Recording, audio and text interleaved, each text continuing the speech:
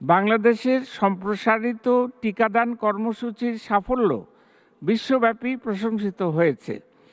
1 বছর বয়সের নিচের শিশুর পূর্ণ টিকা প্রাপ্তির হার 75% থেকে 94%-এ উন্নীত হয়েছে।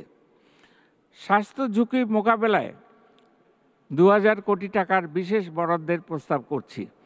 পাশাপাশি চিকিৎসা বিজ্ঞানের মৌলিক ও প্রায়োগিক গবেষণার গুরুত্ব বিবেচনায় সমন্বিত স্বাস্থ্য বিজ্ঞান গবেষণা ও উন্নয়ন তহবিলে 100 কোটি টাকা বরাদ্দের প্রস্তাব করছি।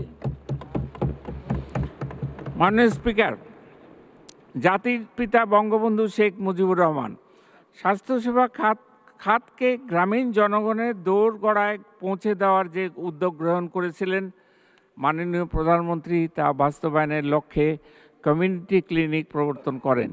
এ সকল কমিউনিটি ক্লিনিক থেকে গ্রামীণ জনগণকে স্বাস্থ্যসেবা নিশ্চিত করা হচ্ছে এবং 30 ধরনের ওষুধ বিনামূল্যে প্রদান করা হচ্ছে। সরকারের প্রয়োজনীয় উদ্যোগ এবং নীতি সহায়তার ফলে বাংলাদেশ এখন বিশ্বমানের ওষুধ উৎপাদনে সক্ষম। দেশের মোট চাহিদার প্রায় 98% ঔষধ স্থানীয়ভাবে উৎপাদিত হচ্ছে।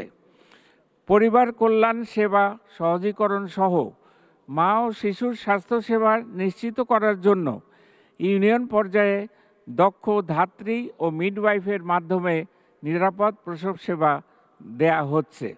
এছাড়া আধুনিক ও মানসম্পন্ন স্বাস্থ্যশিক্ষা নিশ্চিত করার লক্ষ্যে অধিক সংখ্যক মেডিকেল বিশ্ববিদ্যালয় স্থাপন, চিকিৎসা শিক্ষায় সকল স্নাতকোত্তর ডিগ্রিকে এক প্ল্যাটফর্মের আওতায় নিয়ে আসা, পরীক্ষা পদ্ধতির আধুনিকায়ন, শিক্ষক প্রশিক্ষণ ইত্যাদি কার্যক্রম বাস্তবায়ন করা হচ্ছে।